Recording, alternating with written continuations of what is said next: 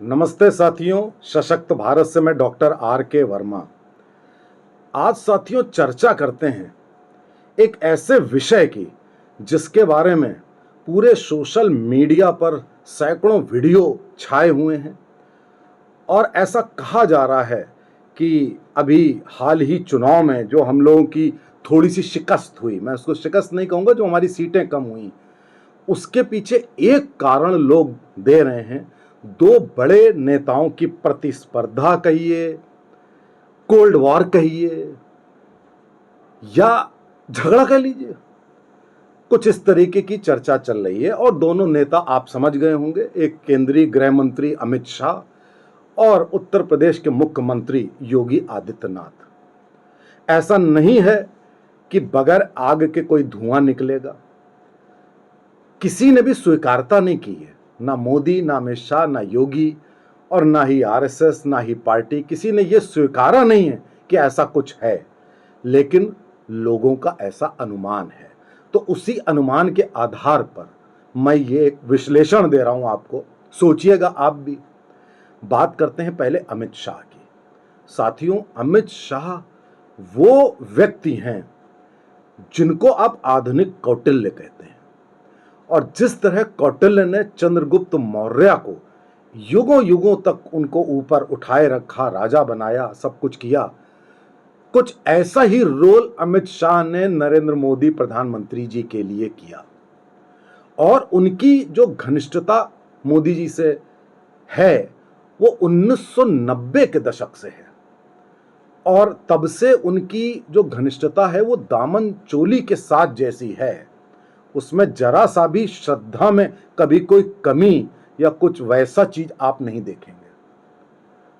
ये तो रही अमित शाह की दोस्ती निभाने वाली, जिसकी की तुलना आप किसी भी इतिहास में या माइथोलॉजी में आप किसी भी दो लोगों से आप कर सकते हैं। दूसरा, अमित शाह की जो क्वालिटीज हैं उसमें यह है कि उनकी रणनीति इतनी कुशल है, वो चुनाव जितवाते हैं, नंबर एक। दूसरा, एक पावरफुल एडमिनिस्ट्रेटर हैं। कश्मीर में धारा 370 हटाने से लेकर आज कश्मीर की बदली हुई स्थितियां और कश्मीर में जो सारा माहौल बदला है, उसमें अमित शाह ने वल्लभ भाई पटेल से कोई कम अच्छा कार्य नहीं किया है। मैं समझता हूं कि बहुत ही प्रशंसनीय कार्य है। इसके अलावा वो स्ट्रेंथ देते हैं प्रधानमंत्री मोदी को, स्ट्रेंथ, यानी कि अगर मोदी जी की रीढ़ की हड्डी डिस्क्राइब करनी हो तो आप अमित शाह को उनकी रीढ़ की हड्डी कह सकते हैं। अब फिर यह सवाल उठता है कि समस्या की जड़ क्या है। समस्या की जड़ है, संभवतः कहा किसी ने नहीं है, कि अमित शाह की एम्बिशन प्रधानमंत्री बनने की। इसमें कुछ बुराई नहीं है, हर व्यक्ति की एम्बिशन हो सकती है, तो इसमें क्या गलत बात है? कोई गलत बात नहीं है। लेकिन अब आपको मैं बताता हूं, मैंने जैसे अमित शाह के आपको पॉजिटिव क्वालिटीज बताई, तो मैं आपको अमित शाह की दो निगेटिव क्वालिटीज बताता हूं जो उनकी प्रगति में कुछ कुछ बाधक रही हैं और आगे चलकर बहुत तगड़ी बाधक रहेंगी। अभी जो आपने बीजेपी का डिबैकल देखा वो एक ट्रेलर था। एक जो कुशल तैराक होता है उसकी मौत पानी में होती है, ऐसा कहा जाता है। तो उन दो कमियों को अगर शीर्ष सुन रहा हो, अमित शाह सुन रहे हो, तो वो सुने। मैं तो एक कार्यकर्ता हूं, मैं बता सकता हूं और निर्भीक होकर बता रहा हूं कि अमित शाह की पहली कमी यह है, जो उन्होंने खुद संसद के पटल पर स्वीकार करी है, वो कमी है उनका स्वभाव। जैसे कि उन्होंने संसद में कहा कि भैया मेरा एक थोड़ा सा कर्कश स्वभाव है, ये मैन्युफैक्चरिंग डिफेक्ट है, ये उन्होंने कहा। कभी कभी आपको अपने मैन्युफैक्चरिंग डिफेक्ट ठीक करने होते हैं, ठीक कर सकते हैं आप, क्यों नहीं कर सकते हैं? तो उनका स्वभाव रूड है, लोगों से कड़क तरीके से बोलने का है, जिससे उनकी बदनामी होती है। और एक और इसी से मिलती जुलती, इसी से उपजी दूसरी कमी होती है, कमी है कि वो लोगों से मिलते नहीं। वो मंत्रियों तक को 4-4, 5-5 महीने का समय देते हैं और आम जनता से तो मिलते ही नहीं, सवाल ही नहीं उठता। अरे भाई, मैं ही भेज चुका हूं 10-15 चिट्ठियां, सवाल ही नहीं उठता कि वो किसी से मिले। तो ये जो कमी है ये अमित शाह को मास बेस्ड लीडर नहीं बनने दे रही है। नरेंद्र मोदी मास बेस्ड लीडर है, अमित शाह बहुत कुशल रणनीतिकार हैं, लेकिन मास बेस्ड लीडर नहीं है। बन सकते हैं, मिलना शुरू कर दीजिए, मधुर भाषा इस्तेमाल करना शुरू कर दीजिए, सबसे मिलिए जुलिए, हो जाएंगे। कितनी देर लगेगी? 6 महीने। अगर सुन रहे हो कृपया करके चेंज कर लें। एक और कमी, जो दूसरी कमी की बात करी, दूसरी कमी यह है जिसकी वजह से पार्टी का बहुत नुकसान हो रहा है।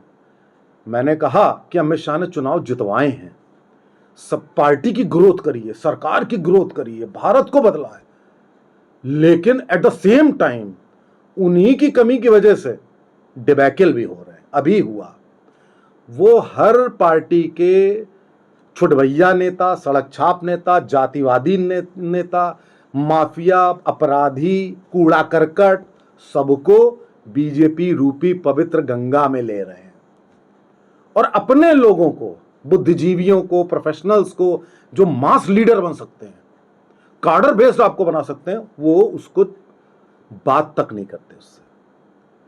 आपने देखा होगा 2012 में जैसे ही वो उत्तर प्रदेश के इंचार्ज हुए थे, उन्होंने बाबू सिंह कुशवाहा, जो मुख्यमंत्री के कुछ टेलीफोन ऑपरेटर वगैरह थे, उनको ले करके बीजेपी तीसरे नंबर पे आ गई थी। आज भी पिछले 5 सालों में इतने ज्यादा भ्रष्ट माफिया लीडरों को ले लिया कि महाराष्ट्र गया, उत्तर प्रदेश गया। ये अमित शाह की बहुत बड़ी कमी है।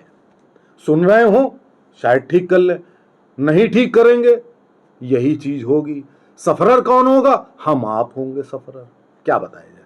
खैर, ये तो अमित शाह की बात हुई। अब मैं बात करता हूं योगी आदित्यनाथ की। योगी आदित्यनाथ एक ब्रांड एम्बेसडर है, हिंदुत्व के, एक मास बेस्ड लीडरशिप के एक बहुत बड़े ब्रांड एम्बेसडर है।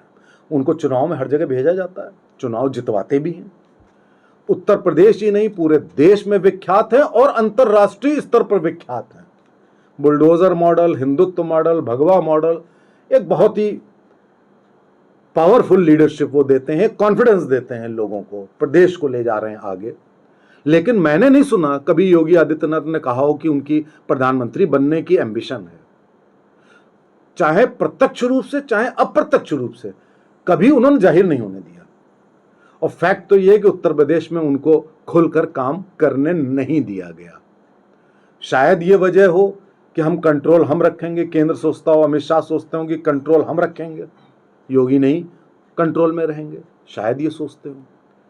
लेकिन मैं योगी जी की सारी प्रशंसा करने के साथ, यदि वो सुन रहे हो ये वीडियो, उनकी कमियां भी बता दूं। 2 कमियां उनकी भी हैं। नंबर 1, मास बेस्ड लीडर हैं लेकिन वो लोगों से नहीं मिलते।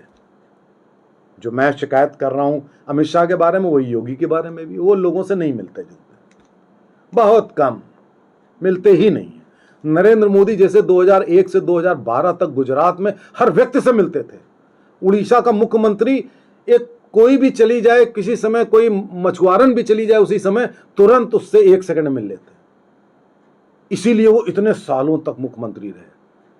तो ये क्वालिटी होनी चाहिए कि आप लोगों से मिलते जुलते हैं, ये कमी है। दूसरी कमी है योगी में, उनका कोई साथी नहीं है। बगैर साथी या सारथी के आप बहुत ऊंचाइयों तक पहुंच नहीं सकते।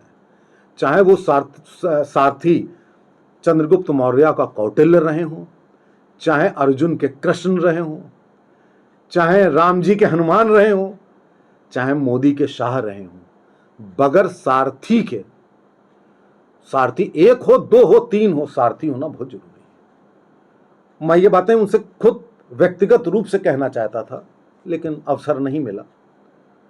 और सारथी है भी नहीं उत्तर प्रदेश में जो उनको साथ दे सके, वो चुनना पड़ेगा, बनाना पड़ेगा, और बगैर सारथी के आप आगे नहीं बढ़ पाएंगे। खैर, मैंने दोनों की पॉजिटिव नेगेटिव चीज बता दी। अब असली मुद्दा ये है कि पार्टी और सरकार इसी तरीके से गिरेगी अगर इन 2 लोगों के बीच में ये फ्यूड चलता रहा, ये प्रतिस्पर्धा और झगड़ा चलता रहा, ये कोल्ड वार चलता रहा। नुकसान देश का होगा। कैसे इस नुकसान को रोका जाए? संघ आगे आए, मोदी जी आगे आए, सभी वरिष्ठ लोग आगे आए और ये कहें अमित शाह से कि प्रधानमंत्री बनने की एम्बिशन गलत नहीं है, लेकिन किसी को नीचे करके या रोक करके आप प्रधानमंत्री नहीं बन पाएंगे। नरेंद्र मोदी को भी रोकने की कोशिश की गई थी जब गुजरात के दौरान, कोई रोक नहीं पाया। एक अंकुर निकलता है ना, पेड़ उगता है, उसको कोई रोक नहीं पाता है। आप रोक नहीं पाओगे। बेहतर है उनको छूट दे दो, आजादी दे दो, उनको उत्तर प्रदेश में काम करने दो। आप अपना काम करो, अपनी कमियां दूर करके अपना काम करो। आपको कोई नहीं रोक रहा है प्रधानमंत्री होने से, लेकिन आप किसी और को, यदि ऐसा है आपके मन में, तो मैं गलत हो सकता हूं, क्या पता ये सब बातें सही ना हो, लेकिन आप योगी जी को छूट देकर खुद अपने आप को मास बेस्ड लीडर बनाकर अपने लिए सकारात्मक और दूसरे के लिए भी सकारात्मक होकर के, तो आप खुद भी बढ़ सकते हो और दूसरे को बढ़ाओगे तो आपका भी कद बढ़ेगा, तो आप भी बढ़ सकते हो। आप किसी का भाग्य रोकोगे, भाग्य को आप खत्म नहीं कर सकते। आप रोकोगे तो आगे क्या होगा? सरकार, पार्टी, देश, प्रदेश, हम सब लोगों का बड़ा नुकसान होगा। यदि ऐसा है तो सारे वरिष्ठों को इस फ्यूड को खत्म करवाना चाहिए अविलंब। नमस्ते, जय हिंद, जय भारत।